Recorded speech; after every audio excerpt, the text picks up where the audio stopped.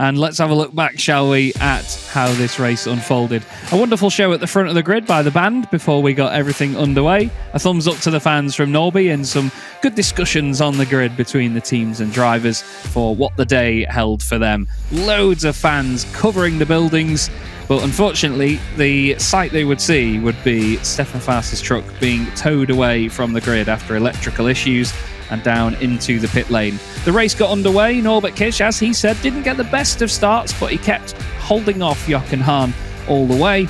Sasha Lenz, unfortunately, having a slight bit of contact with Mark Taylor in the early stages. That would put him out with a puncture, and then the battles begun in the background.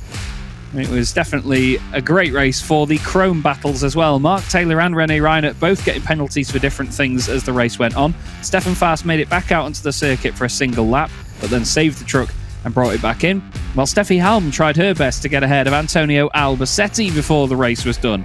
She was pushing on lap after lap.